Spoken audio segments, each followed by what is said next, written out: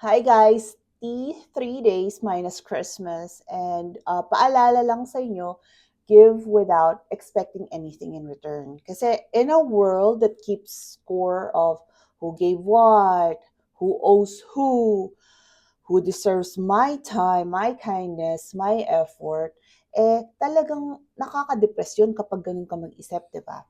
Magbigay ka ng bukal sa puso mo.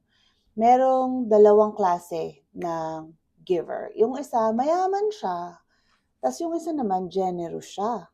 Yung mayaman, maaaring hindi siya generous. Yung generous, maaaring hindi siya mayaman.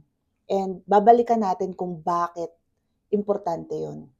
So, marami kong mga friends na medyo malungkot ngayon kasi uh, nag-e-effort sila ng time nila, ng gifts nila, tas feeling nila hindi nasusuklian. So, nakakadagdag yun ng anxiety and depression nila.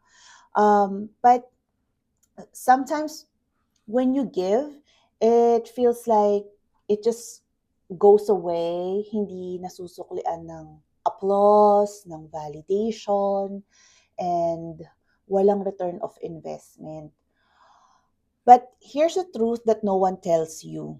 Giving is not a transaction. It's not. It's not a transaction. Hindi yung, oh, ito, bibigay ko to sa'yo, susuklian mo ko. Hindi ganun. Magiging less meaningful yun kapag ganun yung ugali natin. So, when you stop expecting anything in return, you're freeing yourself, actually. You're freeing yourself with, from their reaction, from their capacity to give back to you. So it becomes way lighter, giving becomes way lighter, softer, and more meaningful kapag ganun tayo mag-isip. Pag, yun nga, nagbibigay tayo ng regalo, whether it's time, effort, energy, and gifts, walang disappointment, walang may utang sa'yo. Di ba ang saya nun? Just kindness uh, out of the goodness of your heart.